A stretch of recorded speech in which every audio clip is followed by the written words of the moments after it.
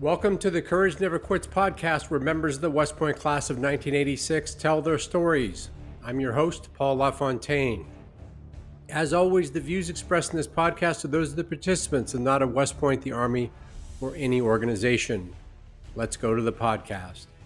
Aubrey Garner, welcome to the podcast. Thanks, Paul. Thanks for having me. I'm excited to be here. I'm delighted because you were an H3 and I was an I3. And although we didn't hang out as company mates, we knew each other. Used to be down the hall, and we'd see each other in the hallways at night during study hours, things like that. So I feel like finally 3rd Regiment is being represented. It's great. Yeah, I saw it. The last one I watched was 4th Reg, and I'm glad to see 3rd Regiment here. So it's our time to shine, So 1st Reg, 2nd Reg, 4th Reg, all striding around the place like they own the place. It's time for 3rd Regiment to stand up. Did our battalion even have a name? I was thinking about this as we were prepping. I can't even remember. Some battalions in the Corps had names. Right. We were H3 was. I think we were Hurricanes and we were Hamsters at 2 different times. I think the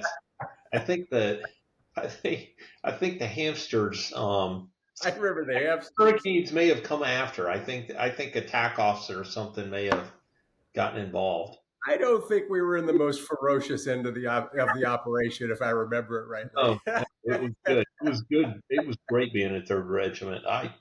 It was. Actually, where did you start out? I started out in F2, the F2 Zoo. I was in C4, which was a fire-breathing company over in 4th Regiment. So yeah. I was delighted to be in I3 as a yearling. Right. Yeah, we were fortunate, I think. Yeah, you had a great group. Just because when 2 companies are next to each other, you end up running into each other and goofing around a little bit. Yeah. I mean, it's one big family, really. I mean, there's a little bit of competition between the 2, but I mean, yeah, it's great. I think, we did share. I'm trying to think, was it 3rd floor? Where were we? We were 4th and 5th floor. 4th and 5th floor. Okay. Yeah. Okay. Yeah. 4th and 5th floor. So good times. So where in the world are you now? I know you. I looked up where you're working and everything, but where do you call home? No, I'm. We live in Fayette County, so Peachtree City. If you've heard of that, it's south of Atlanta. Yeah. Peachtree City is kind of called. It's sort of the. It's really oriented on the Atlanta airport. So we call my neighborhood the housing area for Delta pilots. It's what we right. I mean, odds are when you run into someone, it's a good 50% of the families here at Delta, and then there's a lot of Chick-fil-A. So I commute into work. It's a choice. Okay, it's a choice. I mean, we settled here when I was still in the Army, and really. Staying, yeah. So I grew up in North Georgia, but now I'm south of Atlanta now. So Gainesville is your hometown, right? Yeah, absolutely. That's where I grew up. So let's go all the way back to 1981, 82, Gainesville, Georgia. Young Aubrey Garner. What was going on that made West Point an interesting thing? I had always been interested. It's just something I remember. Back in those days, you read, and I can remember, like at the library looking at, there was a National Geographic article about the Air Force Academy because it had formed out of West Point. Yeah. And so I remember sitting there reading that as a kid, and you just, my uncle had been a helicopter pilot. He retired, and he had flown Vietnam, and that's what I wanted to do. I wanted to go be in the air cav, man. That was what I wanted to fly Cobra helicopters, and there you go. It's really, was my path. So, when pretty young, you were reading that material then. Yeah, I mean, I was, goodness, I'm talking like 16 or so, 15. Yeah. I really knew I knew about it, my whole life. It was just out there. Both my parents had been history teachers. My mom was an American history teacher. So you heard about, Douglas MacArthur and Patton, and that stuff. And my dad was a world history guy. That was when I was really little. but it just seemed like the idea of the academy was just always it just existed. It was something I was aware of. You were a big sportsman in high school, or I, academic?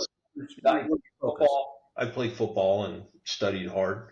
I knew because I had a goal. I knew for me to get in, coming from Georgia, I mean, Yeah. coming from the southern state academically, I knew I was going to have to perform, and I knew like the SAT, and that was going to be very important. So I was driven at that age. I knew what I wanted to do, and it just comes down to you really doubt whether you can actually get there, and Right.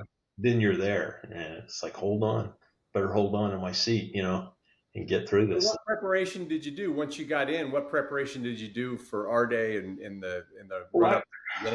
I did the same stuff I'd done like for football. I don't remember if I lifted, but I ran a good bit, and I hate running. I've hated every step of running I've ever done, but I would do it because I knew it was something I was going to have to do. So, Right. um, and then I think, did we get, I don't think we got any study materials. I think I went into that blind. So, No, it was just oh, get a bank account and low quarters. right. You're absolutely right. Bank account and low quarters. Like the big deal. Get a I bank account and I low think those quarters. low quarters still exist somewhere that my parents bought me and sent me away with. So, I tell you, um, I remember putting on low quarters for the first time and saying, "Oh, these are uncomfortable." yeah, and like, I remember walking around my driveway, like, Right. trying to teach myself facing movements and all that stuff. Little did I know, you know, Little did you know, you get plenty of you practice. get plenty of practice. So, So football player though, that's a good prep. Our day beast, how did that hit you? um, I figured out that I was not as prepared as probably thought it was. I mean, I knew it was going to be hard, and it was every bit as hard as I expected. And coming from a really blue collar kind of Southern background, that's a big culture shock, Yeah. um, to get there. And, you find yourself around folks that, in my case, you just never encountered. Yeah. I didn't know guys that played lacrosse and considered that as great a sport as football. I didn't know a lot of that stuff. So it was, I think uh, my roommate was from New Hampshire. I don't Uh-huh. think I ever met anybody from Sean Donovan, and I don't think I'd ever met anybody from New Hampshire. And Right, right. it's just a whole bunch of firsts, for me, and it just broadened that aperture, and I'm Yeah. grateful for that. I mean, I remember when we were seniors, I remember sitting there and I was with Nate Wallace and Yeah. P.J. Gross and Dave Urban. We were all on the honor committee. I think it was called the executive staffer. And I remember sitting there hanging out with those guys, and I had this moment far beyond my 22-year-old brain where I realized I will never be consistently around the level of human beings that I was around every day there. And it was like, Yeah. I remember feeling that, and it was like almost like an emotional, it's like it hit me. Yeah. And it was, it's true that once you leave, you're out in the big wide army, and life is very different. So, I mean, And not the big wide world has an equal big wide world, yeah, but it's not, yeah, and it's not like you don't encounter fantastic people along the way. You certainly do. That have, that weren't there at the academy, but when you're there, it's the most concentrated group of just spectacular human beings, and you will never repeat it. I don't think. You yeah, know. it's a great insight. Nate Wallace was my plebe roommate second Oh, semester. really? And Yeah. PJ Gross lives 25 minutes south of me now. Okay. Of course, Right. Dave Urban, we all know he's actually down in Florida now, I think. But anyway, so yeah, that's great. On Great TV. group. Yeah. You can see Dave on TV on occasion. Yeah, a man of wisdom, a man of wisdom. We always Well, looked at it that way. he's a fellow good-looking bald guy, and I never would have anticipated that in a million years. We were roommates. I love herbs. At least But once. so how did you get on that? So your howitzer says that you were on the honor. You were the vice chairman of the honor committee for the first year, but were you on the honor? What was the story there with the honor committee? Well, each class has an honor rep in every company, and it's the cadets choose it. So it's basically you're elected to it. And Right. so it's not like, I guess a TAC officer could probably block someone, but it's, the honor committee is probably the closest thing to a purely cadet run of anything, at least when we were there. And so, I ended up getting selected by the honor committee to be vice chairman I was VCE, vice chairman education. Now, were you H3's honor rep? I was, and then when I went to, because it's kind of weird the way it works, because you leave your company as a cow. So spring semester cow year, I moved from H3 down to brigade staff. So you're actually down there for 3 semesters and then Beast Barracks. So it takes you out of your. I didn't know that. Yeah, and puts you down with the brigade. It was really odd. Of course, I spent half my life up in H3, but yeah. Well, I was wondering why we didn't see you when we were throwing basketballs at each other up in the hallways. Right. Down doing good work. I was down there. Yeah, I was down there with PJ and the crew, Dave and Nate, and anyway, so that was a humongous change. I mean, to go from, you grow into that company, that camaraderie, and I basically missed. I went to everything that was H3, and they were all still my friends, and that I just did. When I studied and put my head down at night, I wasn't with the company. Yeah. I was down on brigade staff. So what were you doing as a cow on brigade staff as part of that system? It's mostly shadowing it. Really? Ropes, because it's, like I said, it's almost 100% cadet run, and you have an advisor you're closer to the advisor, I'd say, than any other officer at the academy. Ours was Major Oliver, and I cannot remember his first name. I'm having a senior moment, but you're with the guy for a year and a half. Yeah. You report directly to the commandant, and basically, that's the green suit side of the honor committee. So, it was. It was a great experience. I'm glad I did it. I do miss throwing basketballs in the hallway, because that didn't happen. We were right next to. We were in this weird. They tended to frown on that at the brigade. Well, it was interesting though, Paul, because we were okay. We're on the ground floor, so you didn't have to go upstairs, and we were in one of the sally ports, and to the. So you had, remember the central guard room? Yeah. Mm-hmm. That was, built into the barracks. So it took up however much of a hallway, right? Right. Yeah. We were on the opposite side. So you couldn't get to our side to central guard room. There was a wall, but we had 4 rooms on the ground floor and we went in through a sally port. And so we connected with the rest by going through the bathroom and then yours. Yeah. But that's the way it worked. I think the first captain and that were across the hall, if I remember right. How the bathrooms were in the middle. Yeah. So it was cool. So you're with the senior. So you've got the 4 people that are the firsties, and then you've got the 4 cows come down, and you married up, and you basically shadow with them for a semester, and then they graduate, and then Paul Gross was the Beast Honor Captain for I had. A lot of us probably, but we had no idea how that whole system worked. Obviously, we knew about the honor committee and you had reps and you had honor classes, but a big thing is introducing the new cadets to it. So you have honor reps that are there. The training function alone was. And you're doing training, yeah. There was only because Dave he did the investigations, and if Dave knew a person, I would step in and I would be the VCI for that, but. And Dave knew everybody. And he knew everybody. There were some guys that he was close to that Dave knew everybody. That's the problem. So you were busy because Urban knew everybody. What a guy. What a roommate. What an experience. you So know, you room with him or with herbs. yeah, had I not done that, I wouldn't have known Dave like I knew, Yeah, yeah, yeah. or PJ or Nate or yeah. So it was a good experience. I mean, all of it was good.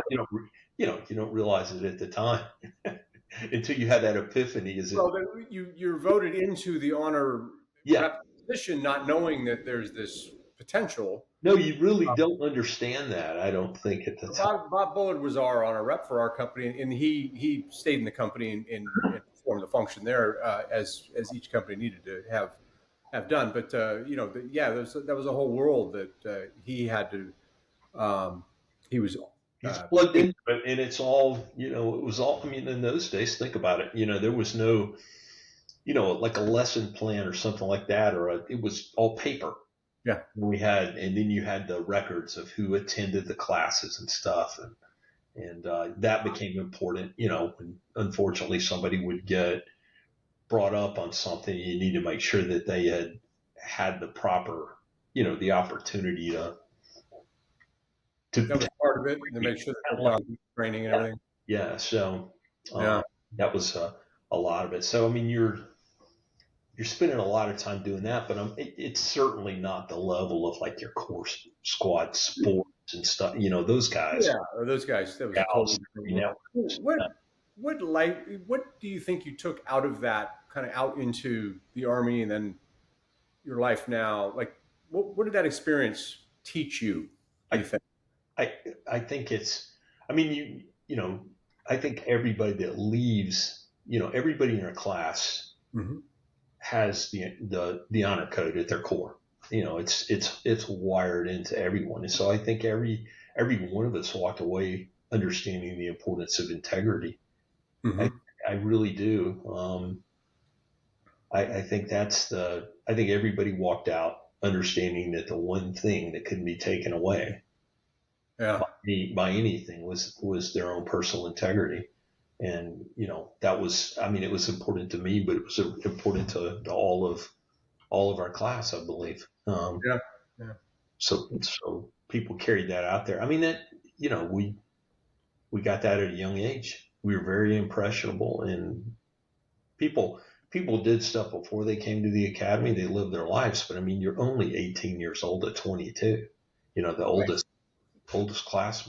My plebe roommate was Tom Harding. I don't know if you know Tom. Tom is like an honorary member of the class. He was such an important guy. He ended up leaving, but he was 22. I remember thinking, oh my God, I'm with this wise guy. Yeah, this wise 22-year-old. When you're 18, And how was F2 as a plebe? F2 was, F2 had I remember them scaring us going into it as the zoo and all that, but it was a good group of people. I think I had, good leadership, and I had Tom Winnison and Tom Harding were roommates our whole plebe year together. So, Okay. And then of course H3, nice landing. I think they split, because I think there was some scheme whereby I think the plebe company, I don't know if that happened in every company, but I think we had part of us went to one regiment and part of us to another. And We spread out all over the place. Yeah. So you know some of the people year on year, but you're introduced to more. It's that constant rotation of people in your lives. And I think had they not done that, because I remember at the time, I remember thinking, gosh, why can't we all, everybody that's together, why can't we all go to Buckner together? But I mean, that's part of the Army thing. You report in as an individual, but you do your tour, you get close to everyone, but that's not a forever thing. That's a great point.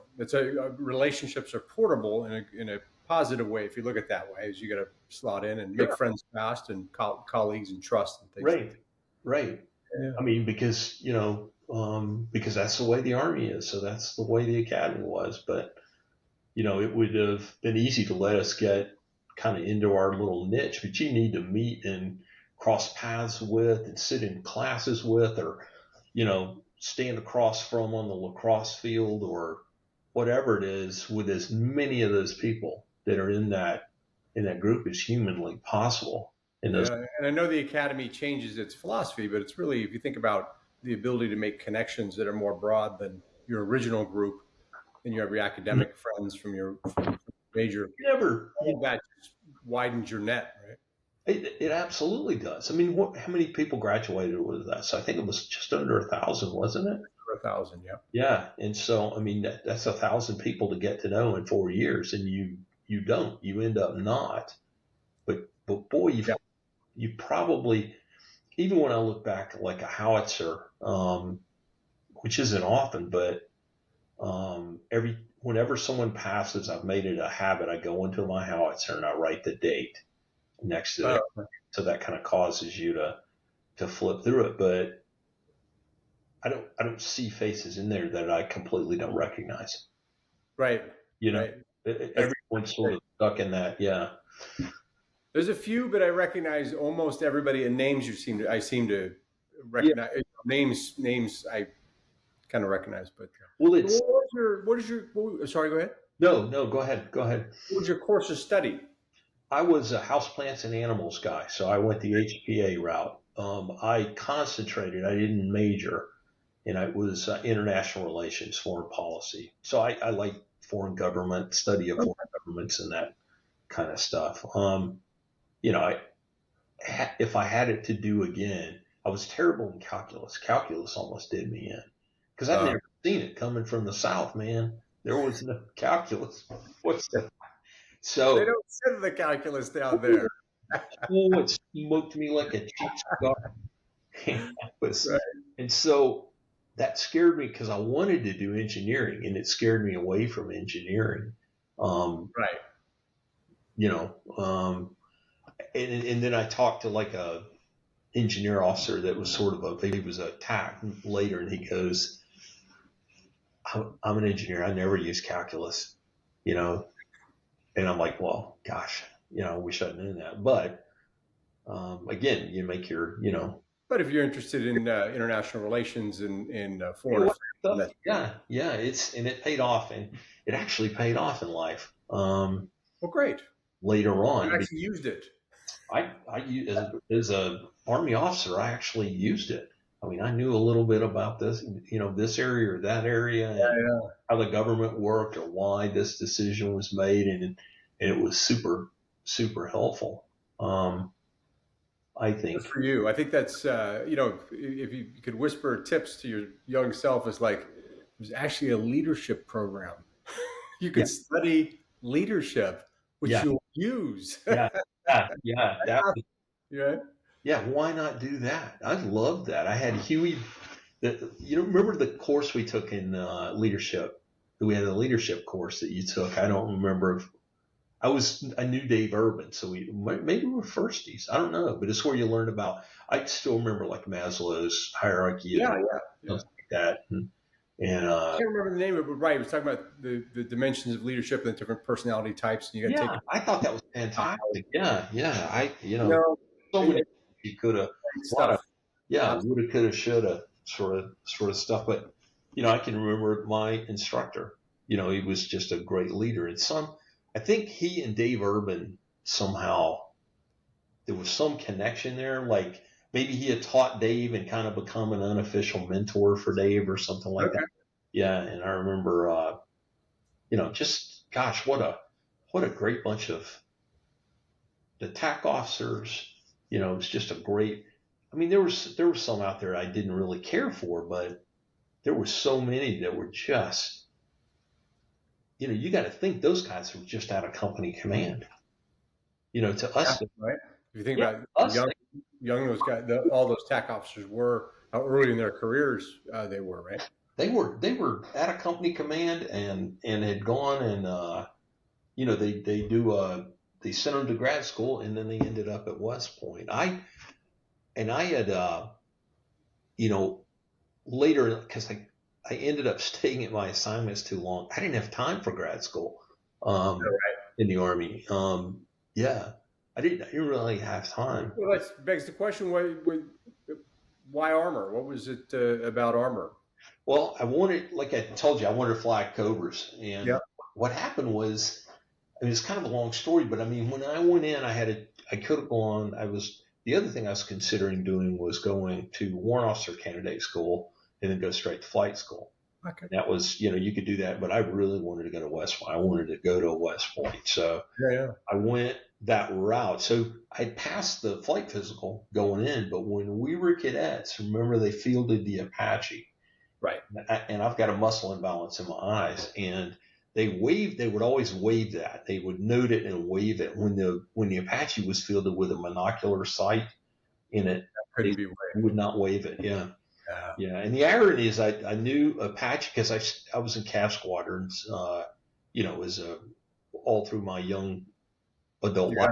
I knew a bunch of Apache pilots, and I knew Apache pilots that had muscle imbalances, and they were like, it's actually better. Oh, Yeah, works better.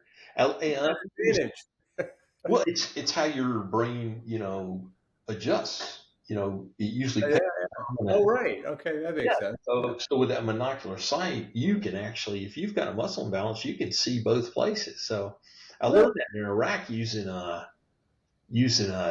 as a battalion commander using night vision goggles. And if you use the monocular, I think it was PBS 14 on your helmets, which you always see the special operators wearing, and Yeah, right.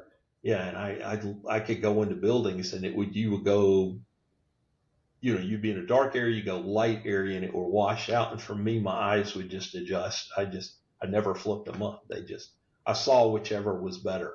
Is what anyway, long story, but that that was. So I knew I wanted to go cavalry units, and so that was what I pursued. That was you couldn't fly because they wouldn't wave the eye. Yes, I couldn't fly, so I'm like, well, I'll go be an earth pig. Yeah, so I did that. That was the route. Before we get to the Army, I just have to take a stop. You have a lot of choral notes in your howitzer. So you were in the Cadet Chapel Choir and then the Glee Club for 1 year. Looked like. Yeah. Is that something you did when you were young, or is that something that you were discovered when a cadet? No, I had. It's odd. I tried out for my senior play in high school, and they made you sing. And I guess I discovered at the same time everybody else did that I could actually sing, okay, passably. So anyway, I had to do like a solo at a big assembly and stuff like that in high school. I was terrified. And so I thought, well, I'll try out for the chapel choir. It's kind of an activity. And then the Glee Club. And the Glee Club, I was in it for really 2 years. That I spent a lot of time doing that. And then senior year, pulled back. You were quite busy with the. I was, and you do a lot of trips and stuff, but it was a great experience.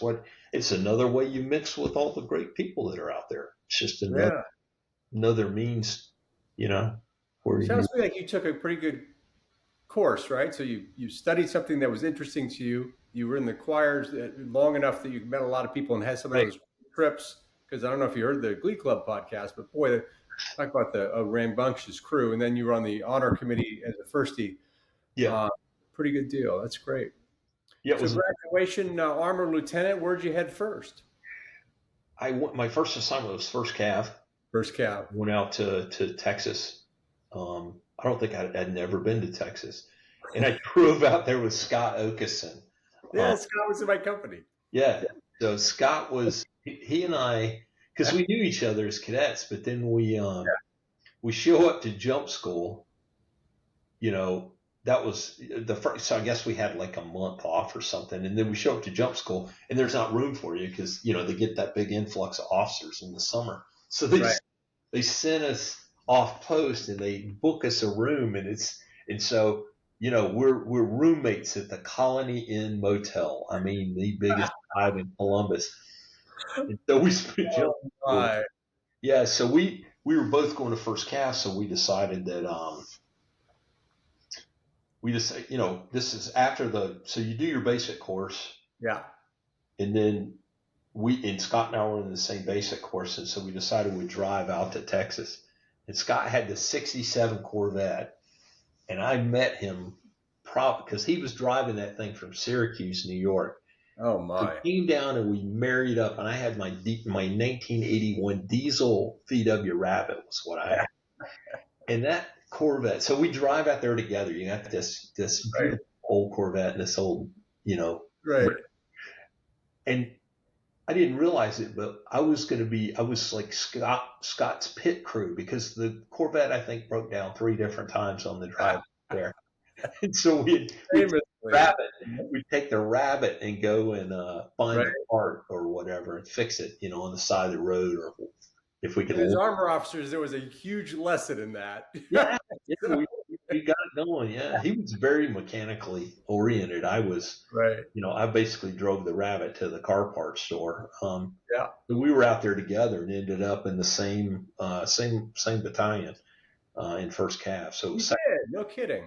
We were different companies, but they get that influx of officers in the fall after you get the big surge of new lieutenants.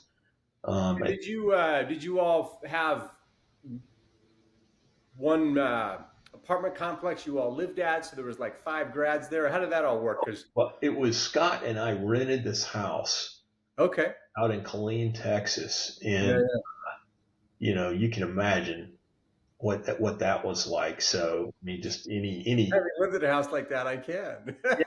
And so we rented that house, and we had 3 bedrooms because Kevin Farrell went to Rangers. Did Kevin go to Ranger school? I can't remember, but Kevin rounded out the 3rd. So we had Kevin Farrell. Okay, another company mate and former roommate. Absolutely. Yeah. That was a wrecking crew there. The 3 of you. Oh yeah, it truly was. That's great. So we lived there, and then I got married. Holly and I got married in June of '87. So at that point, I moved out. And so, Holly, how did you all meet? We knew each other in high school. We dated in high school. Really? We didn't last at West Point, but we, So not technically the 2%, but 2.5, I guess. Right? Close, very close. So we're still. I think next week is Friday is 38 years. So 38 years. Congratulations. That's great. Yeah, it's crazy. Who'd ever thought? Did she know what she was signing up for, or did she? I guess she had a little bit of the West Point, really Army life. Did she know? She really didn't understand. She's not from Gainesville. Doesn't see it coming. Background, or anything like that. And she would, she jumped in there like a trooper. And we thoroughly enjoyed our time in the Army. I mean, it was, so we were First Cav, and I ended up staying because a lot of guys went to their advanced course. Right. I was not sure what I wanted to do, if I wanted to stay in or leave, because, if you went to your advanced course, you basically, the Army owned you for another couple of years, I think, the way it worked.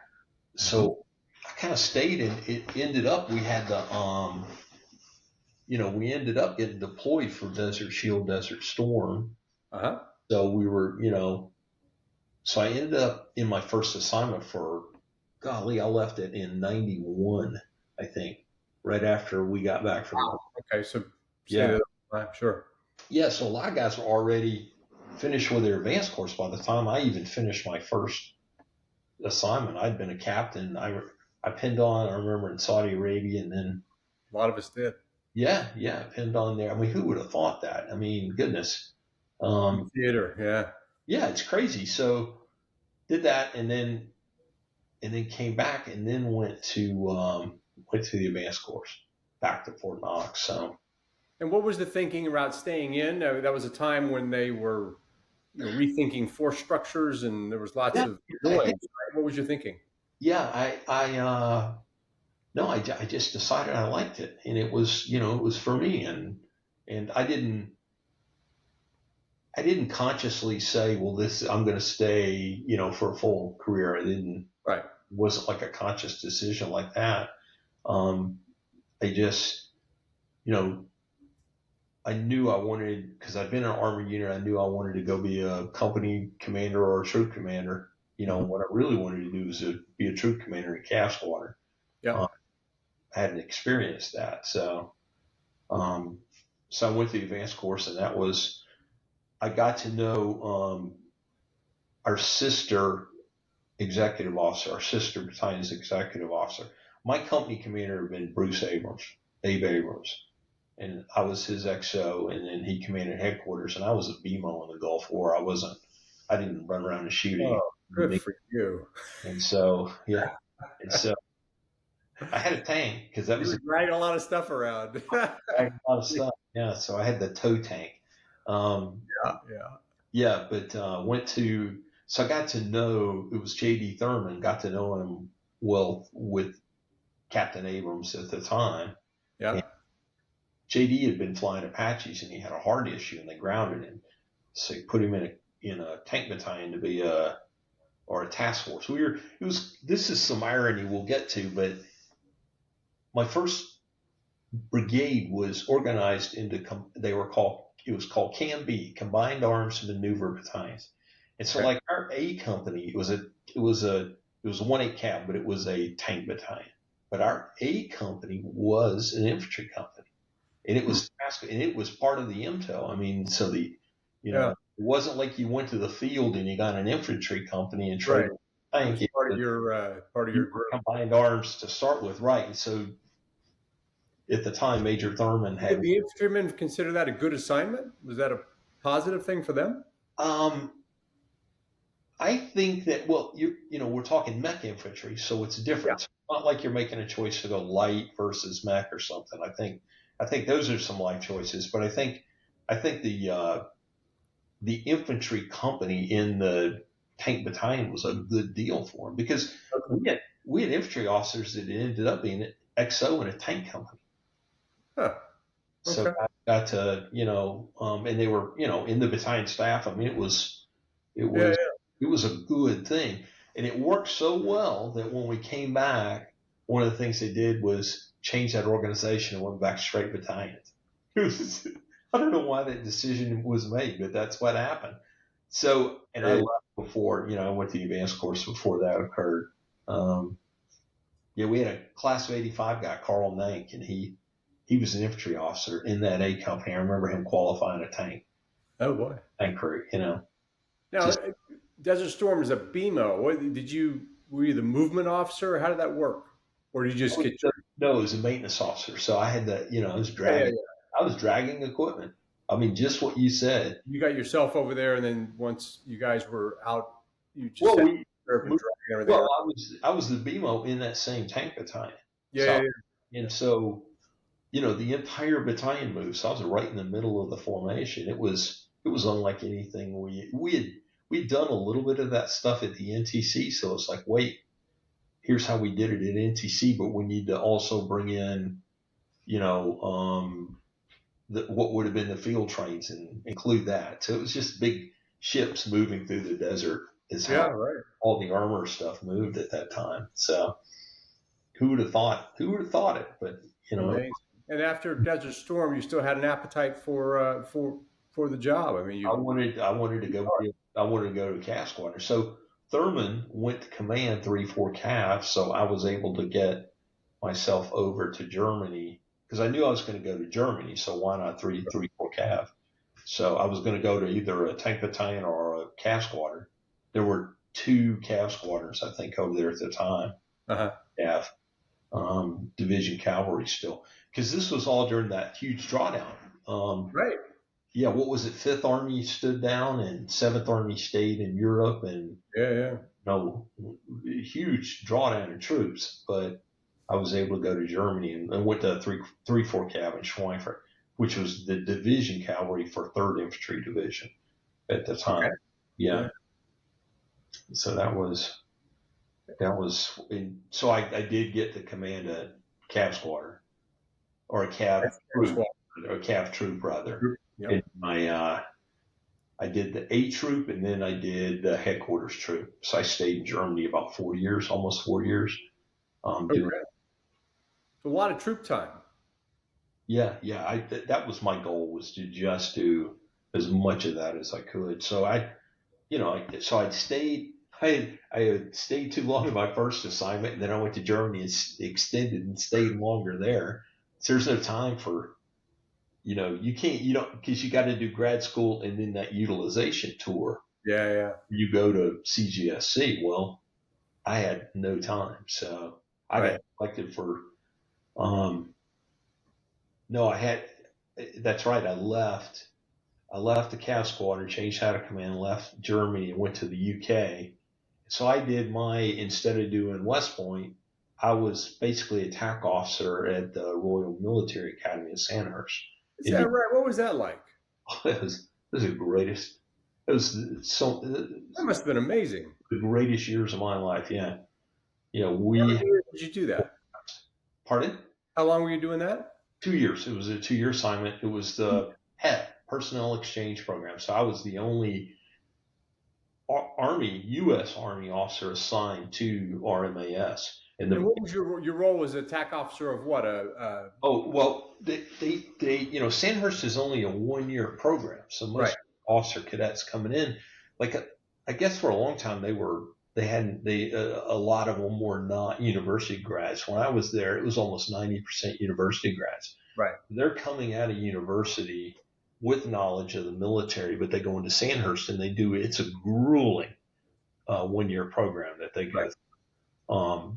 And it is, I remember thinking, they're Brits. It's not going to be that. I didn't really understand it. I got there and I was like, oh my gosh, it's tough. Yeah. And I'm very proud. You think about the task of having to prepare a young person to be an officer in 1 year. I mean, Yeah, but think about it. We take folks and go through OCS. You've got a more leisurely approach to it. I mean, you got a full year. So they do their first term, which is the first, third of a year. And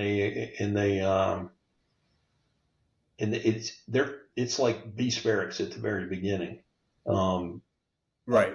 And then, but they're different than us. But it's a grueling first term, and then they move them over so that's an old college. That's the big white building. I don't know if you've ever seen pictures.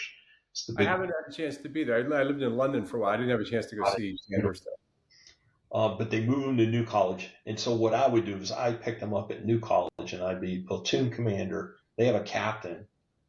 Now, with the British, that captain is a pre-command captain, but for the exchange officer, I had tons of command time. So I was senior to my peers, but I have friends that I've had ever since. I stay in touch with tons of Brits. That's great. That's great. Yeah. Wonderful. What a unique assignment. Congratulations. And the unique assignment punch card, unique assignment bingo. Definitely one. This is a new one. So this is great. Yeah, my claim to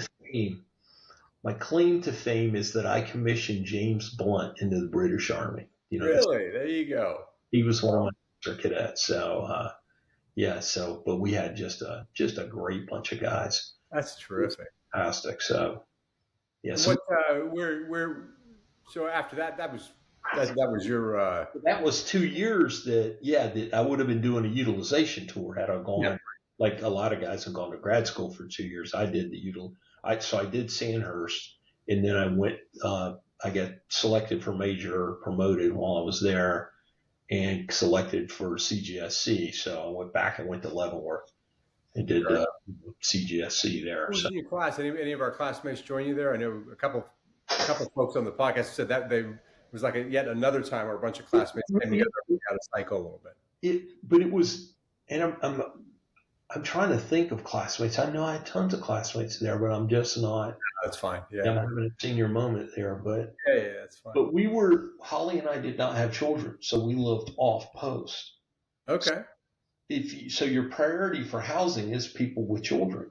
Yeah. And so we lived off post, and it was a very different experience for us. And then because I hadn't gone to grad school, I did a master's program on the side. So I did CGSC and a master's. All I did was study that year. So yeah.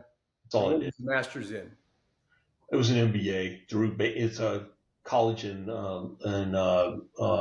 was it Lawrence, Kansas, Baker University out there. So you got an MBA while you were doing that. Yeah, and I had to finish it while I was in my next assignment. I had a couple of courses, but I did my thesis and all that stuff while I was at CGSC. So, Okay. It was tough because I was doing basically a full load at CGSC and a full load at Baker at the time. So that's what I spent my weekends doing, was going to college. Yeah, well, there you go. And so now from there to battalion command, there was probably a couple stops in there, right? But I went to, there were 2 assignments. So I went to, so we left Leavenworth and went to, I was so lucky. I got to go to 3rd Army Cavalry Regiment at Fort Carson, Colorado. Right. So I was the S3, the squadron, ops officer for Tiger Squadron, 1st Squadron, 3rd Cav, and then I stayed and was the executive officer there. Loved it. 3rd Cav was great. And so in that period of time, so this takes us up to like 2000, I think. It's 2000. And then in 2001, I'd mentioned Holly and I didn't have kids. We adopted our son. Okay. We're out there. And so I had to, what I had to do though was I'm like, it's time for me to leave Fort Carson. Well, the court was, you stay in Colorado for at least 6 months with the baby. So, so I called Branch and explained to them, and they did me a solid, because at that time it was real important for people to get joint time. They sent me a Space Com. So I did 2 years. Space Com. 2 years at Space Com. I love it. Another one in the bingo card. It was. I mean, today. Yeah. So, really, Space Com. What did you do at Space Com that you can talk about? You do. Well, I was initially on a watch crew, which means you're doing. They've got a watch going 24/7. So your little crew do. You change your shifts. They would do 2 days, 2 swings, 2 mids. Then you would be off, and then you come back on. Your sleep pattern's always screwed up. Right. So, but 9/11 happened while I was doing that. And, oh, wow. And so,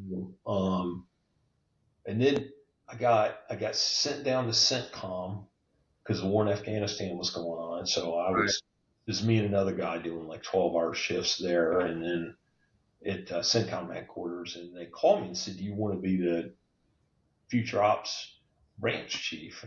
Which they do all the orders. So I was like, yes, I would love to do that. So I went back out to Peterson Air Force Base and got to do that. So space was cool. It was interesting. And again, you're exposed to weird stuff. I mean, there's all the sneaky side to it, and there's all the working with the Air Force, and it was an experience. But I got selected for command, and because by then we had learned that our son had cerebral palsy. We didn't know that when we adopted it. So we at that point you line up doctors, pediatric endocrinologist, pediatric this, that. Right. And so I was like, I really need to keep him with the doctors that he's with. And so I went to 168 Armor, which is down at Fort Carson. So I ended up doing Carson, Peterson Air Force Base, back to Carson. Okay. A lot of time Colorado Springs then. Yeah. So I left. I knew I had to do 2 years of joint to the day. And then at that point, if they would release me, I'd get credit for it. And so this takes us to winter of 2003. And remember, that was the invasion. Yeah, right. But yeah, so I, the admiral one day goes, "What's keeping you here, Aubrey?" Because they all knew I wanted to get going and get, the unit was going to deploy, and I wanted to deploy. And he said, "Is it me?" And I said, "Yes, sir. I have to get released, and it has to be this date." He did it. So I was that, and I went down, and I wasn't in command yet, but I deployed when the unit deployed, and that was really important to me because I felt like it was going to be a year deployment. none of the soldiers believed it, but I felt like it was going to be a long, Yeah. that was the very first one. So, as I got to do a couple of cool things. I got I got sent to do the link up with the 101st Airborne. So 4th Infantry Division could pass through the 101st into Baghdad. And Okay. so I'm in this Black Hawk, takes me out in the middle of the desert. I go in this tent. It's General Petraeus, report to him and hang with his staff for a few weeks. And we do that. And then I got sent to just sort of north. What's that? Joint Special Operations Task Force up in Iraq. Yeah. And spent a little bit of time there and then took command and commanded the task force. So it was 168 armor, but it was a task force. So that for the rest of the year, and then we redeployed. Okay.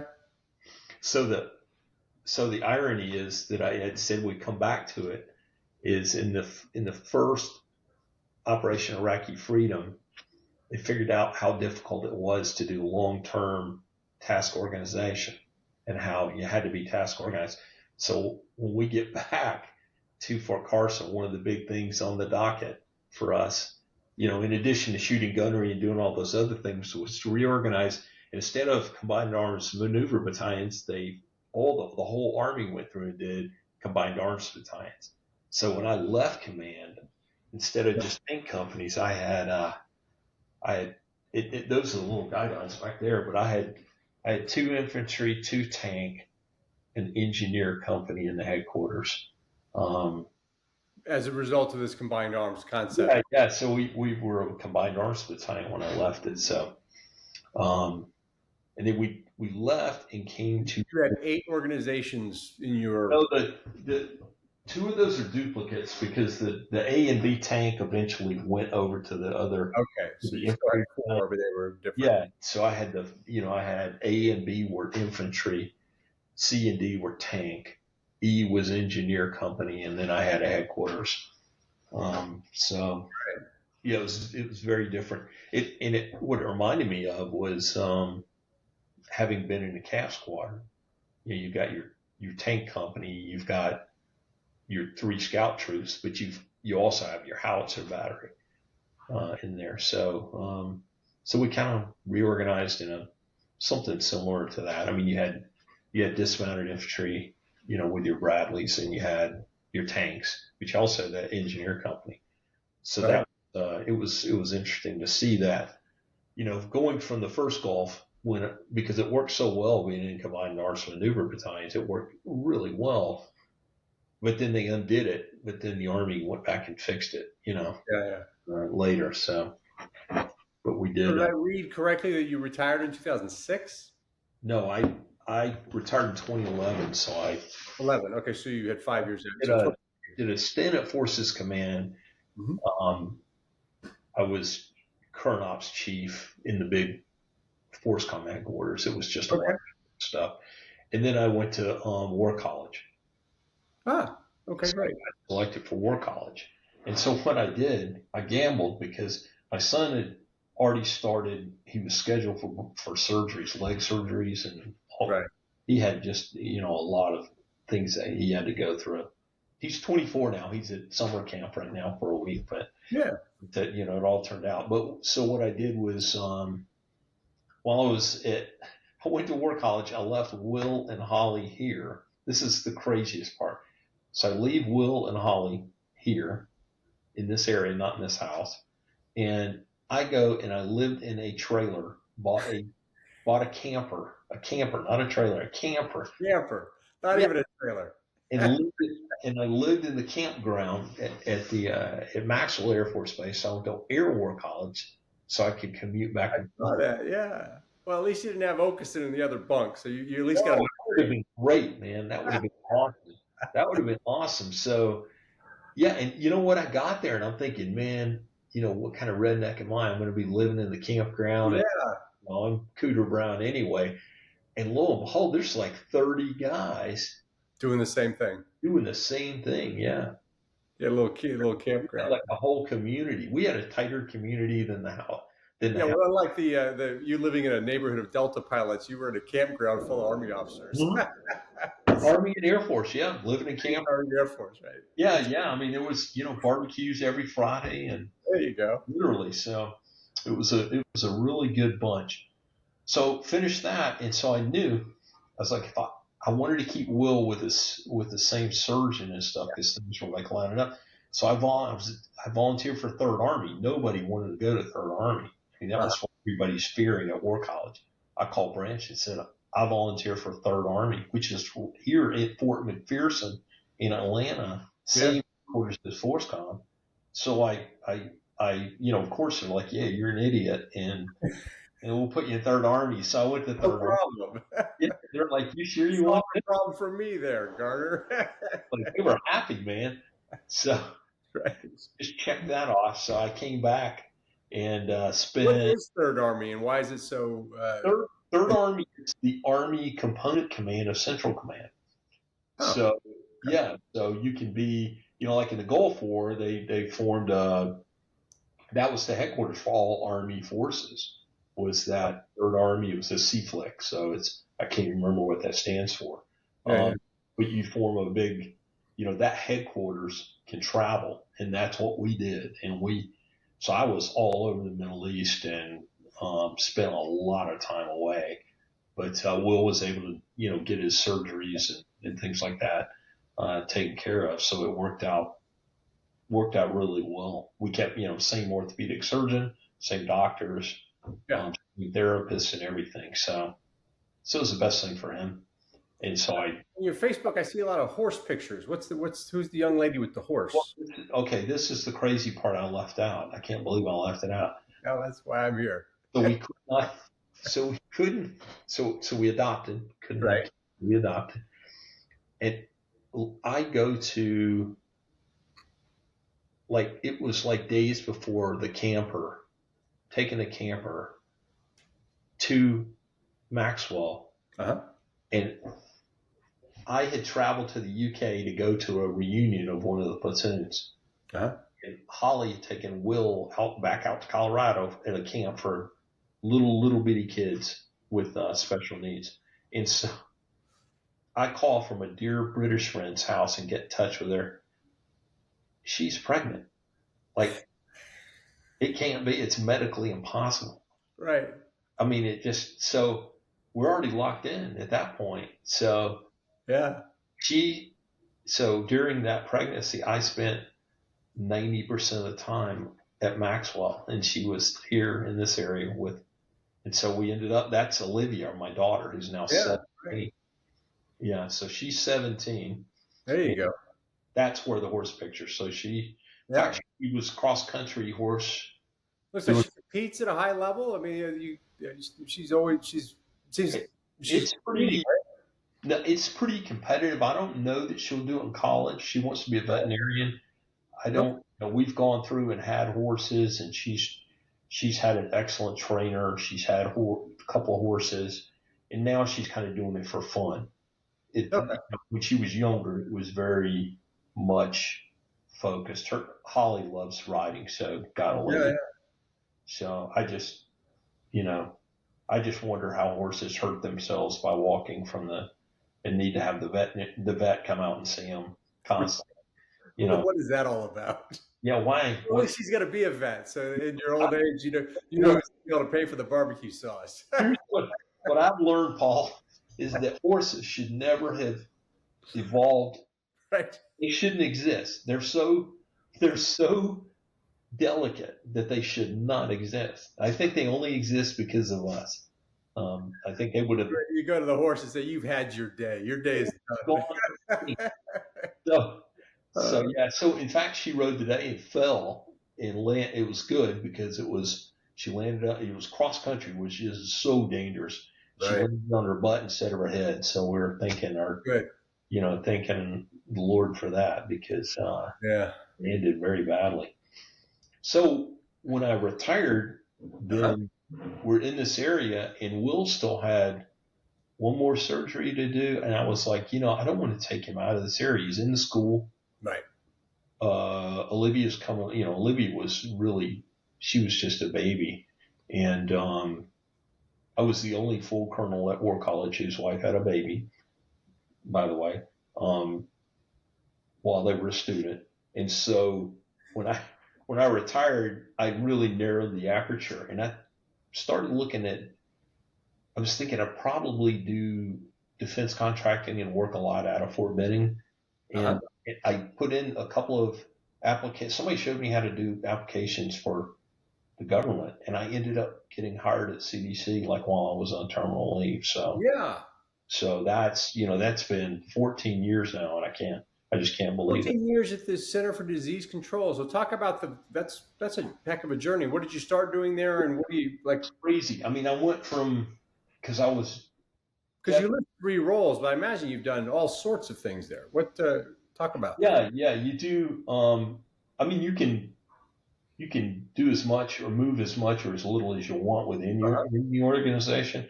I mean, I got hired as a management analyst, and they hired me. I was a GS-13 was the only thing I could land at the time. Yeah. So I did that for a few years, and it was crazy. I went from 3rd Army, I was Deputy G3 for 3rd Army. I went to doing vaccines for children's program and the immunizations program for the states. So it was a big grant.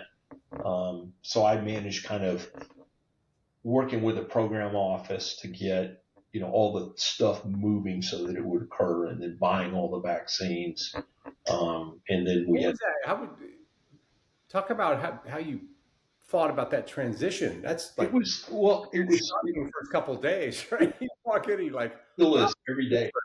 Every day is different, but it's, I mean, my background is, think about it. I was houseplants and animals, and I went and got an MBA. You don't hear any medical anything in that, and or data science, and that's what I'm in now. But I'm not I tell people I am not a scientist.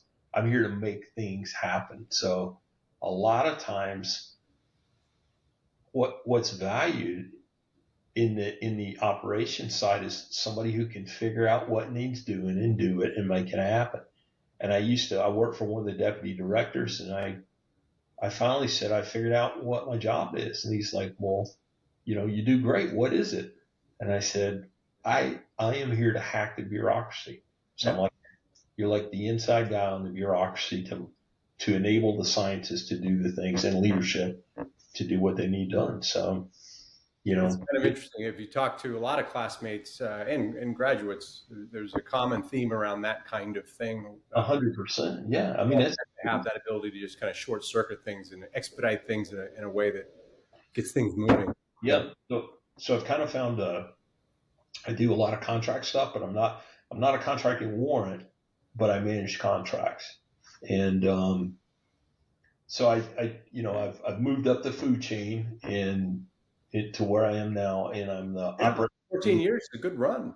It's and here's the other thing.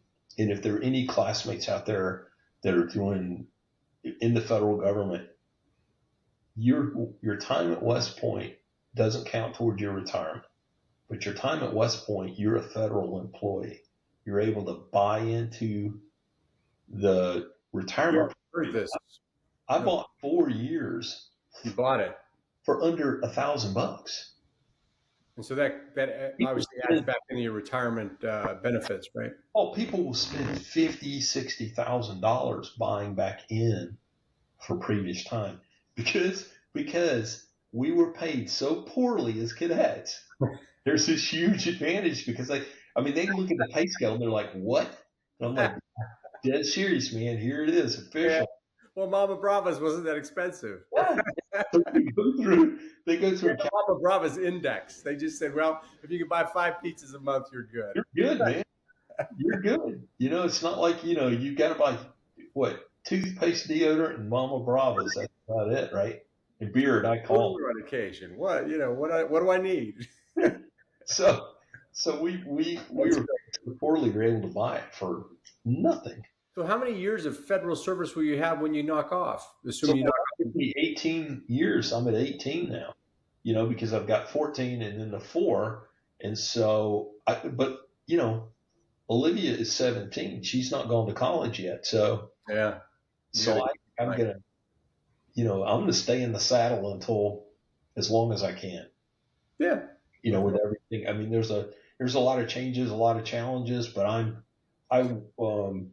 Everybody's picking that point, to exit, and there are as many perspectives as there are classmates, right? In terms of when and yeah, not. yeah, and I just I Yeah. don't know when that is. I haven't come to, and I know a lot of classmates that have, and they've been able to go out and there nobody is doing nobody leaves and doesn't and goes out and does nothing. Everybody is doing 100%. something. They're able to pursue passions. I mean, there's folks out there volunteering. There's folks. I think I want to go work at a building supply place or something. Yeah. That'll be my retirement thing, or I don't know. I just don't know. Well, you go through all sorts of really enjoyable explorations, and you'll actually, like a stone skipping on water. You'll try 4 or 5 different things. But if you're happy in the saddle there, Olivia's going to head to college. And you got that sort of nothing wrong with that at all. So yeah, Will still lives at home. He's at camp now, and Yeah. I'm looking at, there's got to be a future for him where he moves out into a community that can, where he can have a more fulfilling life than hanging out with mom and dad. Right. Right. And hit a level of maturity to do that now. So I think we Right. found a place that we're going to look at. And then Olivia, she, her passion is she wants to be a veterinary surgeon. That's Okay. There you go. Yeah, that's what she wants. Maybe you're in that saddle longer than you think. Yeah, but I got GI Bill, so There you thank goodness for that GI Bill because I you can hope that saddle's comfy. That's pay good. Good for her, though. That's great. the long haul. So she's in the middle of looking at colleges, and what astounds me is all the classmates that have kids that are already captains, Yeah. already out there doing stuff. I mean, it's amazing to see the classmates with their daughter or their son when their daughter or son are graduating. It's just Yeah. Or who've already gotten out of the military. or have already gotten out and they're out there doing great things. And I still got a little one. Well, it was just a timing thing. Yeah, Tremendous run. What if you were to go back in time? It's a pretty flawless run there when I hear the story of it. But if you go back in time and give yourself advice at any period, recognizing that a younger version of yourself would probably not take your own advice, but what advice would you give yourself if you went back to a period of time and whispered in your own ear? there was